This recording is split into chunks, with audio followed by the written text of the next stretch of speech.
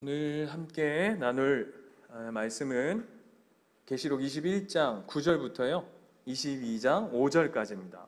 오늘 조금 긴데 오늘 새 예루살렘에 관한 전체 이야기들을 살펴보도록 하겠습니다. 21장 9절부터 22장 5절까지.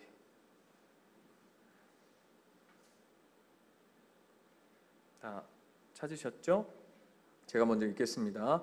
일곱 대접을 가지고 마지막 일곱 재앙을 담은 일곱 천사 중 하나가 나와서 내게 말하여 이르되 이리 오라, 내가 신부 곧 어린 양의 아내를 내게 보이리라 하고 나를 데리고 크고 높은 산으로 올라가 하나님께로부터 하늘에서 내려오는 거룩한 성 예루살렘을 보이니 하나님의 영광이 있어 그 성의 빛이 지극히 귀한 보석 같고 벽옥과 수정같이 맑더라. 크고 높은 성곽이 있고 12문이 있는데 섰으니 이스라엘 자손 12지파에 동쪽의 세 문, 북쪽의 세 문, 남쪽의 세 문, 서쪽의 세 문이니 12기초석이 있고 그 위에는 12이름이 있더라. 내게 말하는 자가 그 성과 그 문들과 성곽을 측량하려고 금 갈대자를 가졌더라. 길이와 너비가 같은지라. 그 갈대자로 그 성을 측량하니 12,000스타디오이며 길이와 넓이와 높이가 같더라. 그 성을 측량함에 144규빗이니 사람의 측량 곧 천사의 측량이라.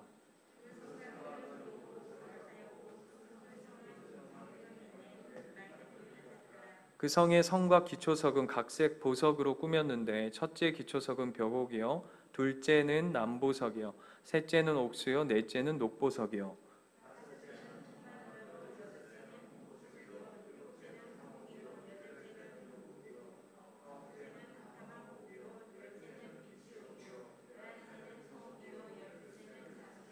그 12문은 12진주니 각 문마다 한 개의 진주로 되어 있고 성의 길은 맑은 유리 같은 정금이더라.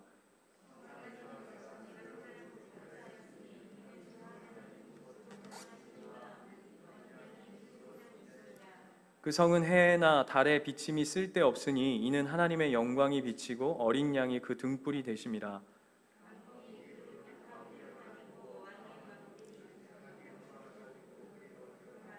낮에 성문들을 도무지 닫지 아니하리니 거기에는 밤이 없음이라. 무엇이든지 속된 것이나 가증한 일 또는 거짓말하는 자는 결코 그리로 들어가지 못하되 오직 어린 양의 생명책에 기록된 자들만 들어가리라.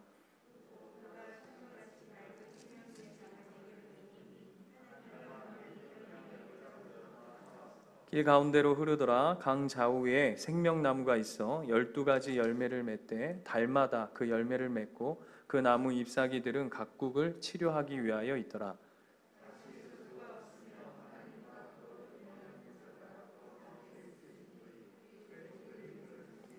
그의 얼굴을 볼 터이요 그의 이름도 그의 이마에 있으리라.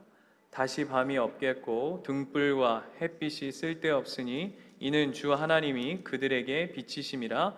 그들이 세세토록 왕노릇 하리로다. 아멘.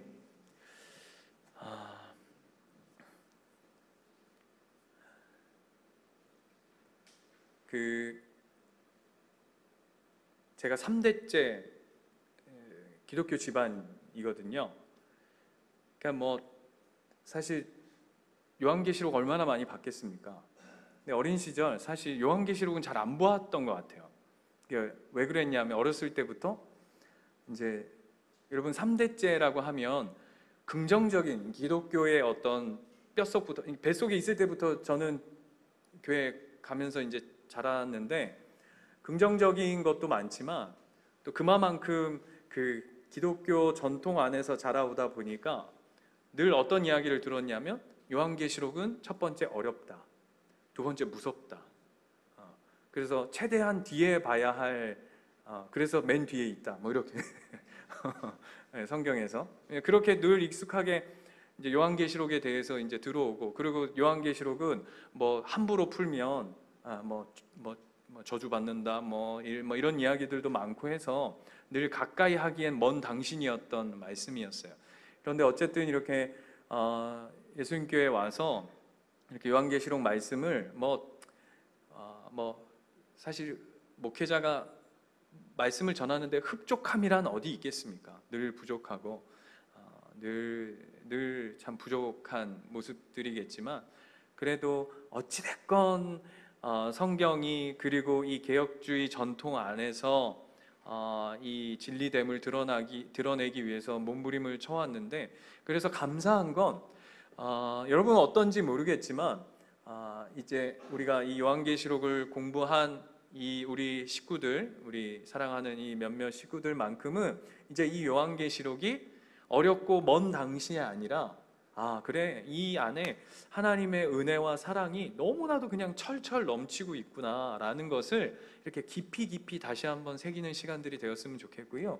오늘 특별히 21장 그리고 다음 주 이제 22장은 이 요한계시록의 종합 선물 세트판입니다. 그러니까 그동안 우리가 공부했던 게 여기 안에 그냥 압축해서 다 들어와 있다고 생각하시면 돼요.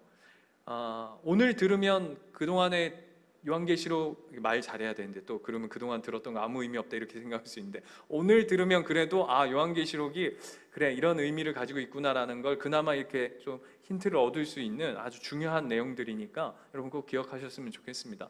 여러분 17장에 기억하실지 모르겠지만 그 사도 요한이 그 로마를 빗대기도 했고 세상의 힘을 빗댔던 그 어떤 존재에 있어서 그것을 뭐라고 이야기했냐면 바벨론이라고, 기억나시죠? 바벨론이라고 얘기했는데 그 바벨론과 세트로 묶였던 여자가 하나 있었습니다. 누구였죠? 큰 음녀였습니다. 그렇죠? 기억나시죠? 음녀. 가증하고 더럽고 이렇게 음탐하고 이런 어떤 그런 부분들 안에 묘사가 있었고, 그래서 여러분 그 음녀에 관한 이야기들을 17장부터 이렇게 쭉 살펴보면 특징이 뭐였냐면 그 음녀와 그 음녀를 묘사하는 단어 중에 굉장히 많이 등장하는 게 뭐냐면 땅이었어요. 땅. 이해가 되시죠? 이 땅에 세상에 속한 것을 묘사해 땅의 사람들, 땅의 백성들 이렇게 하면서 음녀와 이렇게 세트를 묶였어요. 그런데 오늘 우리가 읽은 21장의 새 예루살렘은 쉽게 말하면 바벨론과 대치되어지는 존재로서 그분이 누구시죠? 어린 양. 우리는 그분이 누군지 다 압니다. 누구시죠? 예수 그리스도. 그와 짝하는 여인이 있습니다. 그러니까 바벨론과 큰 음녀가 세트라면 어린 양과 세트로 이루어지는 게 오늘 있죠. 누구죠? 신부라고도 표현되고 어린 양의 아내라고 표현되어지는 새 예루살렘입니다. 그렇죠? 이게 대조예요. 철저히 대조시키고 있는 거거든요. 큰 음녀와 신부 새 예루살렘, 아내인 새 예루살렘. 바벨론과 어린 양. 이게 대칭을 시켜 놓는데 핵심은 뭐냐 하면 어디에 속해 있다고 성경이 계속 언급하냐면 하늘로부터, 하늘에 속한. 이게 이제 이 대치점의 강조죠. 이게 땅에 속해, 큰 음녀가 땅에 속해 있다면 새 예루살렘, 지금의 교회죠. 교회 하나님의 백성들은 하늘에 속해 있다라는 것을 오늘 본문도 반복해서 이야기하고 있습니다. 예를 들면 10절에 보시면 성령으로 나를 데리고 크고 높은 산으로 올라가 하나님께로부터 하늘에서 내려오는 거룩한 성 예루살렘을 보이니. 느낌 있죠?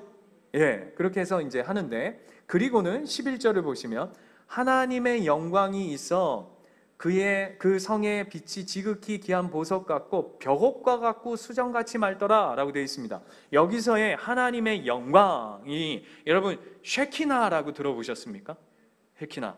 이게 무슨 말이죠? 히브리 말이에요. 히브리 말로 쉐키나가 뭐냐 하면 영광이에요. 이거를 가장 쉽게 이해하는 사건이 있는데, 그 영광은 단순히 그냥 어떤 영광이 아니라 하나님의 임재를 통해서 그 임재 안에 이제 임재를 통한 영광이거든요. 대표적인 예가 뭐냐면 여러분 모세가 시내산에 하나님을 배웁잖아요. 그렇죠? 그리고 내려왔더니 모세에게 어떤 일이 벌어지죠? 그렇죠. 얼굴에서 막 광채가 납니다. 그래서 나중에 모세가 어떻게 합니까? 얼굴에 수건을 덮어요. 그 얼굴에서 광채가 난다가 뭐냐면 하나님의 영광 쉐키나예요. 그러니까 하나님의 영광을 보기만 했는데도 그 영광이 쉽게 말하면 이렇게 이게 흘러 넘쳐서 나를 그냥 장악해서 그냥 감출 수 없는, 그 옛날에 그런 거 있잖아요. 우리 이런 거 하고는 정말 비교할 수 없는데, 여러분 죄송합니다. 그 연예인들 진짜 막 너무 이렇게 예쁜 연예인들 보면 그 흰 티만 입고 이렇게 있는데 이렇게 아우라가 이렇게 난다 그러죠. 예, 그런 거 하고 비교해서 너무 죄송한데, 하나님의 영광을 맛본 자의 그 모세의 얼굴처럼 그 영광이 막 바래지는, 그냥 옆에만 있어도 그 영광으로 차오른 그 모습을 히브리어로 뭐라고 그러냐면 쉐키나라고 해요.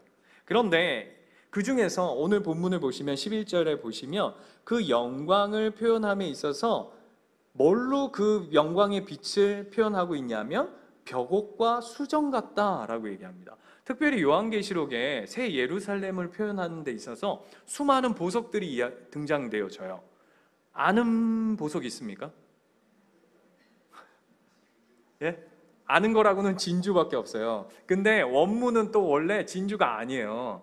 그러니까 왜 하나님이 그 보여주시는 환상 속에 우리가 아는 보석이라고는 금하고 뭐 진주 이런 거밖에 없고 나머지는 잘 몰라. 왜 그러냐 하면요, 이게 진짜 그 보석이 거기에 있다라는 의미보다 이거는 비유적으로 설명하는 거거든요. 왜냐하면 우리가 최고라고 생각할 수 있는 건 뭐냐 하면 그냥 보석이기 때문이에요.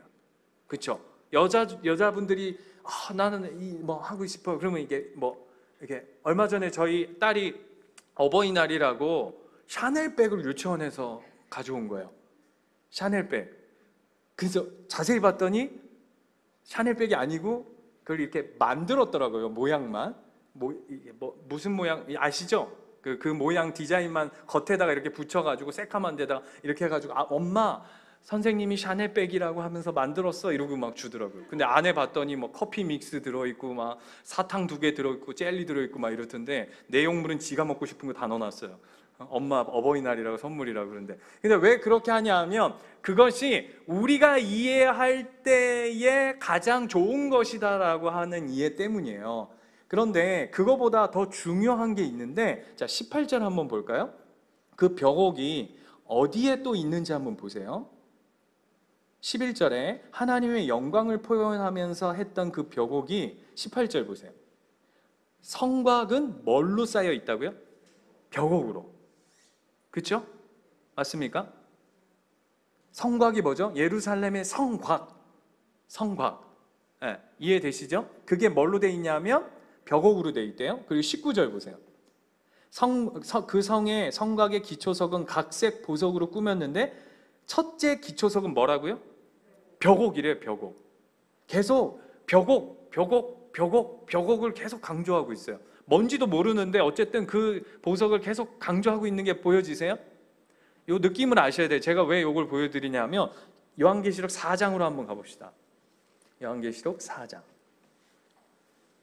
성경은 천국은 이렇게 보석이 많은 곳이다, 니네 여기 안 오고 싶어, 이렇게 꼬시려고 하나님이 그런 거 하려고 그 천국을 그렇게 묘사하는 게 아니에요.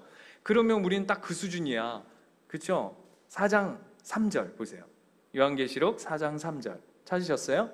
같이 한번 읽어볼까요? 2절부터 읽읍시다. 시작. 내가 곧 성령에 감동되었더니 보라, 하늘의 보좌를 베풀었고 그 보좌 위에 앉으신 이가 있는데, 지금 사도 요한이 뭘 본 거죠? 하늘에? 하나님의 보좌를 본 겁니다. 우리 기억나십니까? 4장 할 때 하나님의 보좌. 그리고 3절에 보면 앉으신 이의 모양이 뭐 같다고요? 벽옥과 홍보석 같고 또 무지개가 있어 보좌에 둘렀는데 그 모양이 녹보석 같더라 라고 얘기하면서, 이 얘기는 뭐냐 하면 새 예루살렘에 갔더니 보석이 너무 많더라 이 얘기를 하고 싶은 게 아니라 그 보석에 쉽게 말하면 원 근원이 어디로부터 있더라? 하나님의 보좌로부터. 그러니까 너희가 누리는 그 최고의 가치와 영광이 누구와 함께 공유되어진 거라고요? 하나님의 보좌, 하나님의 권위, 하나님의 능력, 하나님의 그 하나님 되심과 우리의 가장 영광과 아름다움이 그게 공유되어 있다라는 걸 성경이 얘기하고 싶은 거예요. 여러분, 이게 너무 중요한 얘기인데 여러분 표정은 그렇네, 잘했네. 여러분, 이게 너무 중요한 얘기예요. 갔더니 무슨 샤넬백이 있고 무슨 뭐죠? 뭐 명품 이름을 잘 몰라가지고 뭐 구찌 뭐 이런 게 천국에 있더라. 그러니까 천국 가면 너무 좋겠다. 이런 거, 그런 유치한 천국으로 생각하시면 안 되고, 하나님의 위엄과 하나님의 하나님 되시는 그 영광이 새 예루살렘으로 교회와 함께 공유되어져 있는 존재. 예를 들면 이렇게 제가 한번 예를 들게요. 한번 잘 생각해 보세요. 세상에 4개밖에 없는 시계가 있는 거예요. 세상에서 4개밖에 없는 시계. 너무 귀중해. 그래서 하나는 누가 차고 있냐면 성부 하나님이 차고 계세요. 얘입니다. 이단 만들지 마세요. 나중에 야, 우리 목사님이 하나님 시계 차고 계신다, 이런 얘기 하시면 안 돼요. 성부 하나님이 하나 차고 계시고, 4개 중에 하나는 예수님이 차고 계시고, 하나는 성령님이 차고 계시고. 그럼 몇 개 남았죠? 1개 남았는데 그걸 누가 차고 있는 거예요? 내가. 그러면 자 보세요. 그 시계를 딱 차고 돌아다니면 뭘 보여내는 거죠? 네? 야, 예를 들면 이걸 어떻게 설명해야 돼? 저거 하나님하고 패밀리구나, 패밀리. 저 귀중한 시계, 저 명품 저거 하나밖에 없는 걸, 야, 쟤가 차고 있어.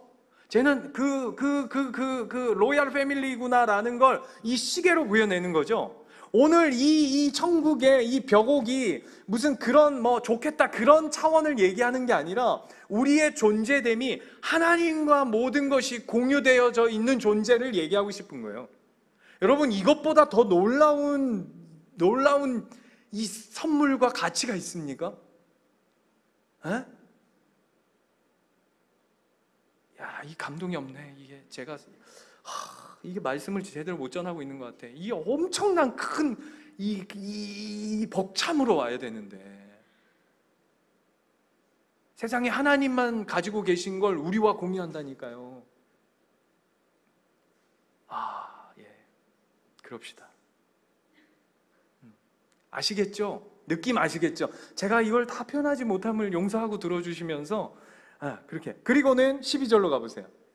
12절에 가면 여러분, 이제는 이게 제가 더 자세히 설명드리지 않아도 여러분 더 잘 아실 거예요. 크고 높은 성곽이 있고 12문이 있는데 그 12문에 누구의 이름이 적혀 있다고요? 12지파의 이름이 써 있고, 그리고 그게 13절 보면 동쪽에 3개, 북쪽에 3개, 남쪽에 3개, 서쪽에 3개랍니다.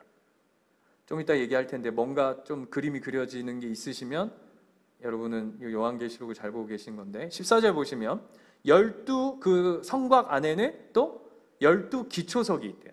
그 기초석에는 어떤 이름이 써 있다고요? 12 사도의 이름이 써 있다고요. 12, 12 뭐였죠? 구약의 12, 신약의 12, 그래서 14만 4천 기억나십니까? 그래서 14만 4천이 뭘 상징한다 그랬죠? 교회 전체.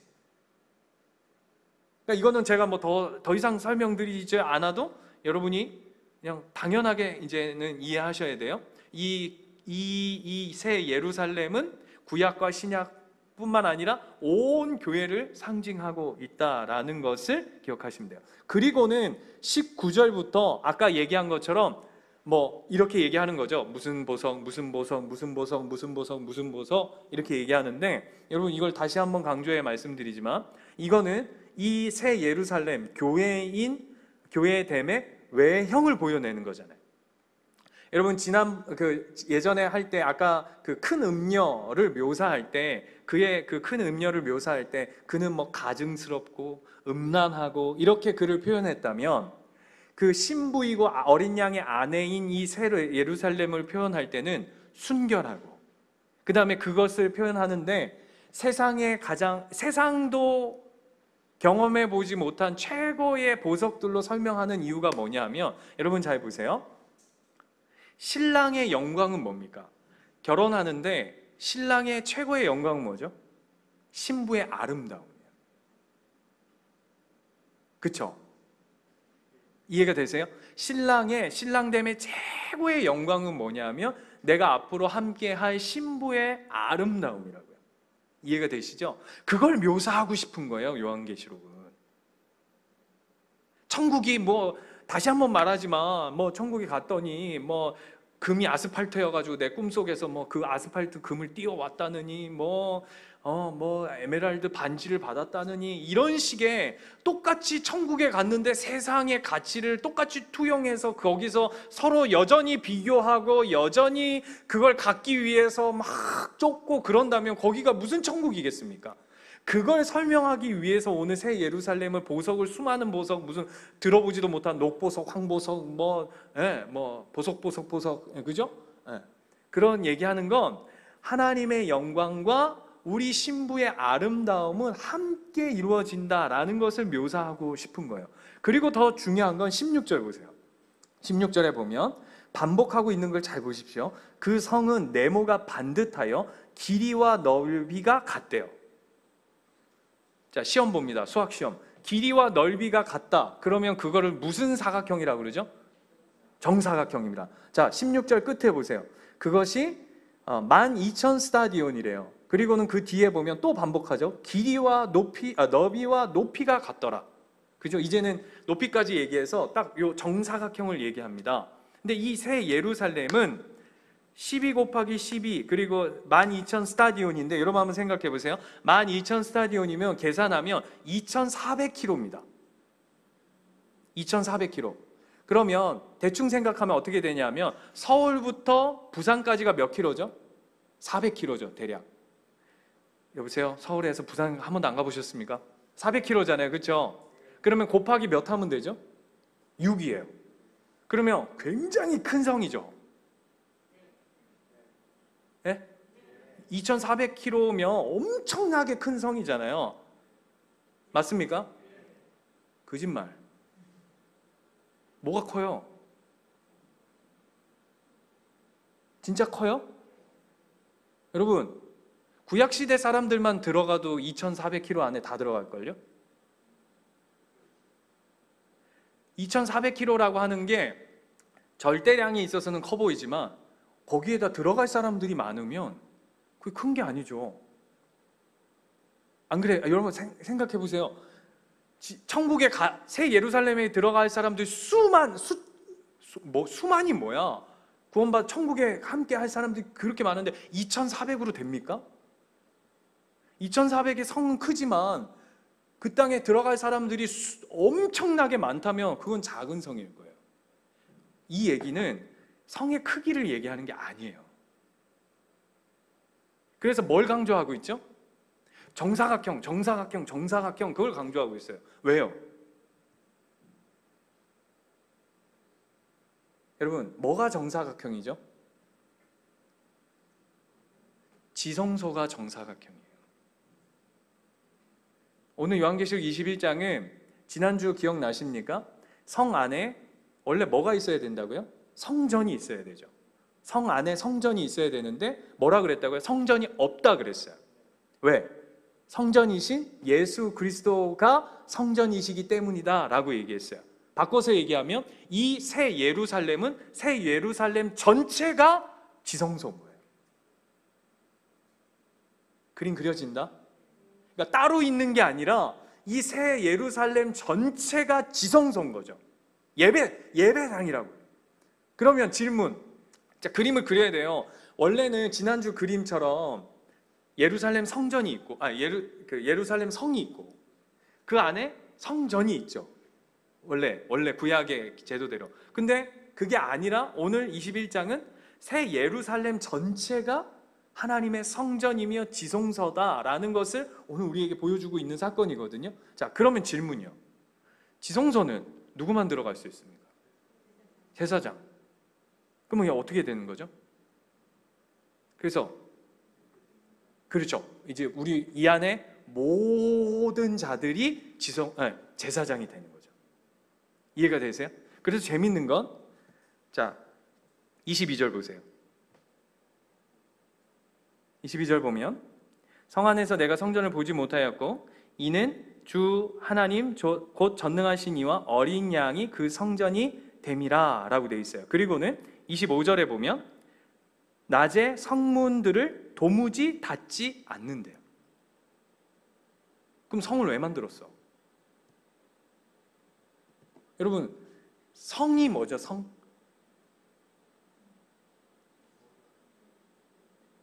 제가 지금 이제 얘기하고 싶은 걸 여러분 잘 따라오셔야 돼요. 성이 뭐예요? 성을 왜 쌓죠? 보존하기, 이렇게 보호하기 위해서 하는 거잖아요. 그럼 문을 다 열어놓으면 무슨 성을 왜 쌓는 거야? 이게 지금 요한계시록이 하고 싶은 이야기예요. 성은 있는데 문은 다 열어놔. 그러면 두 가지, 첫 번째 의미 뭐죠? 이제 침범할 적이 없다 이거예요.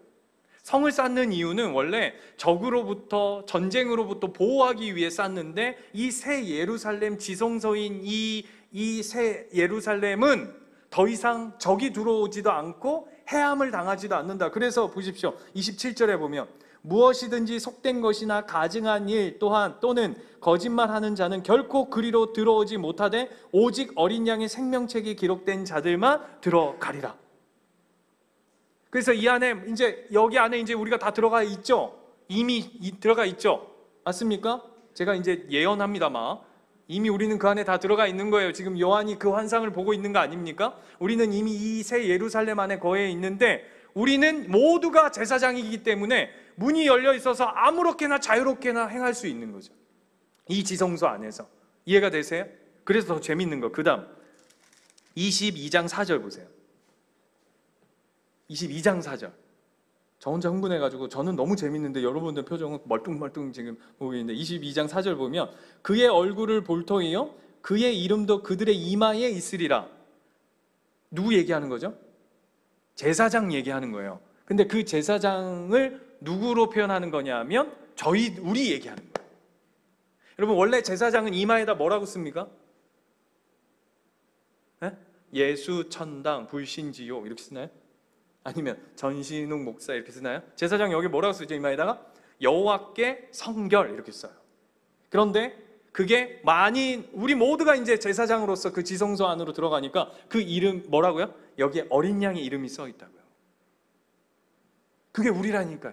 지금 그 얘기하는 거예요. 저는 이거 공부하면서 막 너무 야 이런 말씀이었구나 막 이런데 여러분 동의가 되시는 거죠? 예, 나 그거 아니면 나 그만해야 되는데. 예. 그리고 더 재밌는 거 보세요. 12절 보세요.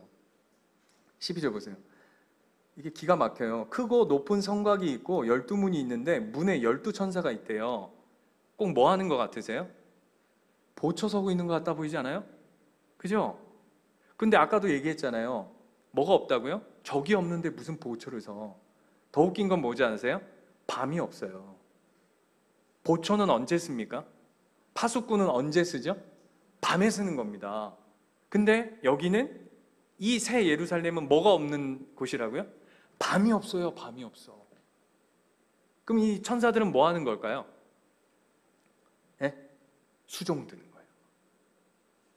수종드는 거예요. 왜? 그 다음 보세요. 22장 뒤로 가보세요. 5절 22장 5절 가면 왜 천사들이 수종드는가? 라고 되어 있어요. 다시 밤이 없겠고 등불과 햇빛이 쓸데없으니 이는 주 하나님이 그들에게 비치심이라 그들이 뭐 한다고요? 세세토록 왕노릇 하리로다. 여러분 이게 저와 여러분의 놀라운 결국과 신분입니다. 아멘이세요? 네. 근데 여기서 안 끝나요. 더 재밌는 거 22장 제가 이 본문을 이렇게 끝나는 게 너무 아쉬운데 이거 한 절 한 절 막 꼭꼭 씹어 먹어야 되는데 시간이 없어서 22장을 보면 또 그가 수정같이 맑은 생명수의 강을 내게 보이니 하나님과 및 어린 양의 보좌로부터 나와서 그죠? 생명수 강이 흘러나온대요. 어디로부터요? 보좌로부터. 하나님의 보좌로부터 어린 양의 보좌로부터 생명수 강이 막 하는 거예요. 지난주 기억나시죠? 에덴 동산 제2 에덴 동산의 회복을 보여낸다고. 그리고 길 가운데로 그게 흘러요. 그 강 좌우에 뭐가 있죠? 생명나무가 있대요. 이 생명나무는 어디서부터 있었던 생명나무니까? 창세기에 보면 에덴 동산에 선악을 알게 하는 나무와 생명나무가 같이 있었어요. 그래서 에덴 동산에서 아담과 여자가 그 선악을 범하자 하나님이 그 에덴 동산에서 쫓아내시죠. 그러면서 왜 쫓아내신다고요? 생명나무의 과실을 먹고 영원토록 죄범한 상태로 살아갈까봐 에덴 동산에서 쫓아냈다 했던 그 생명나무. 그 생명나무는 우리가 너무나도 잘 압니다. 누구를 상징하죠? 예수 그리스도를 상징하죠. 그래서 그 예수 그리스도, 그럼 오늘 본문을 보면 생명나무가 있어 놀라운 건 12가지 열매를 맺는데요. 자 보세요. 그 생명나무에서 나무가 있는데 12가지 열매를 맺는데요. 그런데 언제? 달마다. 여러분, 이 땅의 나무는 언제 과실이 열리고 언제는 못 먹죠? 1년 365일 열매 맺는 나무 있습니까? 없죠. 그죠? 더 재밌는 건 뭔지 아세요? 그 열매가 매달 바뀌어서 나는 거예요. 뭘 상징하는 걸까요? 하나님 나라의 은혜의 풍성함을 상징하는 거예요.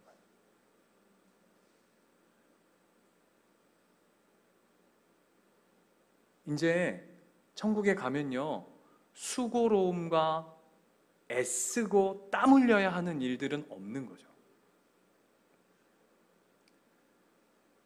이야기가 길어질 것 같은데, 여러분 창세기에서도 제가 창세기 우리 1장부터 우리 그 BTS 할 때 여러분 나눴지만, 범죄하기 이전에 아담은 일했습니까? 안 했습니까?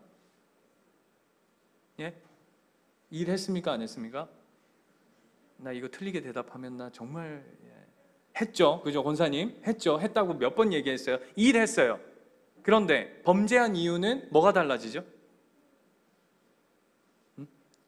땀 흘려 수고로이 일해야 거둘 수 있는 존재가 된 거예요. 예전에는 이렇게 이해하시면 돼요. 과실들이 쭉 있어요. 그러면 그냥 따면 됐어요.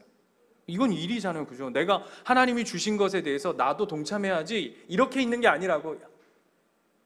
하나님 넣으세요, 이렇게 하나님이 하시지 않았다고요. 나도 따야 되고 하는 역할들을 해야 되는. 그러나 죄가 들어오자 거기에 내가 땀을 흘려야 되고, 땀을 흘려도 내가 뿌린 만큼 거두지 못하는 것들이 생겨나기 시작했다고요. 그런데 이제 새하늘과 새 땅의 새 예루살렘에는 더 이상 그런 죄의 저주들과 죄의 결과물들이 관여할 수 없는 자리로 가는 것이죠.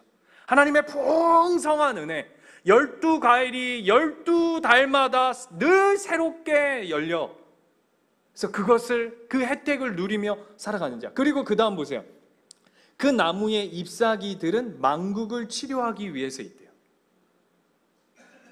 여기서의 치료한다 그러니까 그러면 천국 가도 뭐가 아픈가? 이렇게 생각할 수 있는데요. 여기서 말하는 치료, 이게 원문은 그 뭐 아픈 걸 치료하다라는 게 아니라 원래 원문은 수종들다라는 의미를 가지고 있어요. 그러니까 이게 하녀들이 그 왕을 수발하듯이, 이해가 되세요? 그러니까 우리를, 아까 이게 힌트지만 왕노릇 하는 것에 있어서 왕노릇 하도록 서포터하는 생명나무가 열매와 과실을 통해서 우리가, 그래서 그 다음 3절 보면 뭐라 그러죠? 읽어보세요. 3절 시작. 다시 저주가 없으며 하나님과 그 어린 양의 보좌가 그 가운데 있으리니 그의 종들이 그를 섬기며 그의 얼굴을 볼 터이요 라고 얘기합니다. 그래서 천국에서는 우리가 어떤 존재로 사는지 아세요? 왕이면서 동시에 제사장으로 사는 거예요. 에덴 동산의 회복이죠. 그죠? 왕으로서, 에덴 동산의 최고의 왕으로서 살면서 동시에 뭘 인정하죠? 하나님을 예배하는 자로. 이게 이제 천국에서의 우리의 삶입니다. 제가 막 정신없이 막 달려왔는데 막 벅차지 않았을 때, 난 저만 그런가? 나 이 본문을 보는데, 와, 그래, 이런 데면 어서 가야 되는 거 아닌가? 막 이런 생각이 들어요. 근데 재밌는 건, 여러분, 이 본문을 처음 받아지던 독자들 입장에서 이 본문을 한번 잘 생각해 보세요. 묵상 한번 해보세요. 지금은 어떤 상태죠? 여전히 로마라고 하는 나라가 득세하는, 천국은커녕 매 순간 하나님을 믿는다는 이유로 생명이 오락가락하는 그 배경 속에서 이 본문을 읽고 있는 거예요. 칼빈 아시죠? 칼빈이 쓴 책 중에 두 왕국이라는 책이 있어요. 두 왕국이란 뭘까요? 하나님 나라와 세속 나라. 근데 우리를 신분을 뭐라고 표현하냐면 우리는 두 왕국에 속한 사람이다. 이 성경을 읽는 사람은 세상 나라에 속해 있으면서 하나님 나라를 바라보며 사는 존재죠. 또한 하나님 나라를 살면서 동시에 세속 나라에 속해 있는 존재죠. 맞습니까? 이 독자들만 그런가요? 저와 여러분도 똑같잖아요. 며칠 전에 TV에 그런 이야기가 나오더라고요. 보스니아 내전, 여러분 들어보셨습니까? 보스니아 내전. 와, 자세히 우리나라 일이 아니어가지고 그동안은 잘 몰랐는데 그 이야기를 들어보니까 엄청난 사람들이 죽었더라고요. 그게 인종 학살, 자기 계열에 없다고 크로아티아, 보스니아 이런 나라들이 독립하는 데 있어서 보스니아 땅에 세 파로 나눠져 있는데 그 사람들은 완전히 그냥, 그 중에 한 이야기가 뭐냐면 50명이 들어갈 수 있는 초등학교 교실에다가 애들을 500명을 때려 넣었대요. 그리고 밖에서 문을 잠궈 버렸대요. 어떻게 됐을까요? 50명이 들어갈 수 있는 공간에 500명을 때려 넣고 밖에서 문을 잠궈 버렸대요. 그렇게 해서 죽이는 거예요, 그 안에서. 그래서 어떻게 죽냐? 압사당해서 이제 질식사하는 애들. 또 어떤 사람이 나오냐 하면 목이 말라서 죽는 사람. 그래서 소변이 차오르는 거예요. 이제 대소변은 하지는 못하니까 그 소변 먹고, 그러니까 참혹한 거죠. 참혹한 거. 굶어 죽고 그런데 거기서 들리는 소리가 밖으로 나오잖아요. 근데 우리 뭐라고 밖으로 할까요? 마지막 신음 소리가 뭘까요? 죽어가면서 보통 살려주세요 이럴 것 같잖아요. 근데 그게 아니었대요. 뭐라고 했을까요? 나 마지막으로 물 한 모금만 주세요 했대요. 죽어가는 아이들의 마지막 절규가 나 물 한 모금만 주세요 였대요. 그 이야기를 듣는데요, 이 본문이 놀랍게 다시금 보여지는 거예요. 여러분, 보스니아 내전에 그 보스니아 아이들만 그렇게 죽는 게 아니죠, 여러분. 결국 인간의 결국이 뭐냐 하면 목말라 죽는 겁니다. 안 그래요? 목말라 죽는 거잖아요. 영적으로 채워지지 않는 그 생명 없는 그 갈증, 그 목마름으로 그 영혼이 결국 죽는 거잖아요. 그런데 오늘 요한계시록 하나님의 백성에게 허락된 하나님의 놀라운 축복이 뭐냐 하면 너희들은 생명수 강가에 하나님의 생명수를 맛보며 생명나무의 과실을 먹으며 생명나무의 이파리 속에 그 놀라운 은혜를 누리는 자로 그분을 찬양하지 아니할 수 있겠습니까? 그래서 다음 주가 마라나타입니다. 가고 싶지 않습니까? 가고 싶은 게 아니라 이미 우리는 그 하나님 나라를 누리고 있어야 돼요. 선교사의 삶은 두 가지가 있대요. 여러분, 선교사님들이 제일 두려운 게 뭔지 아세요? 초년생 선교사님들은 자식 문제 때문에 늘 어려워한대요. 그리고 이제 이렇게 표현해도 될지 모르겠지만 베테랑 선교사님들은 뭐가 염려냐면 내가 이제 이 선교 사역을 은퇴하거나 마무리하고 나면 그 다음에 난 어떻게 살아야 되느냐가 늘 걱정거리랍니다. 야, 여러분 한번 생각해 보세요. 아프리카에서 2, 30년을 사역하고 이제 본국으로 와야 되는데 선교사가 무슨 집이 있어요, 무슨 뭐 재산이 있어요, 그렇잖아요. 이제 들어오면 인맥이 있어요. 이제 다시 맨 땅이잖아요. 다시 본국으로 자기 고향으로 돌아왔는데 다시금 제로에서부터 시작해야 되는 그 또 막막함. 표정들이 나는 경험 안 해봐서 모르겠다 이런 표정이신 것 같은데 그 막막함이 있잖아요. 그래서 선교사님들이 제일 끝에 행복해하는 선교사님들이 어떤 선교사님이냐면 자신의 마지막이 준비되어져 있는 선교사님들이 그렇게 사역의 마지막도 이렇게 행복하게 마무리를 하신대요. 무슨 말이냐? 내가 갈 곳이 있는 사람. 다른 거예요. 그러니까 선교사의 마지막은 갈 곳이 있는 선교사님은 행복하고 갈 곳이 없는 선교사님 불안한데 물론 이렇게 그 갈 곳 없는 분도 하나님 책임지실 거예요. 그죠? 네, 그렇지만 제가 뭔 얘기하고 싶은 거냐면 우리 삶도 똑같아요. 우리는 어떤 사람이죠? 갈 곳이 정해진 사람이에요. 어디죠? 여기잖아요. 다른 존재예요. 그걸 고백하며 이 요한계시록을 마음껏 누리시는 저와 여러분 되시기를 축원드립니다.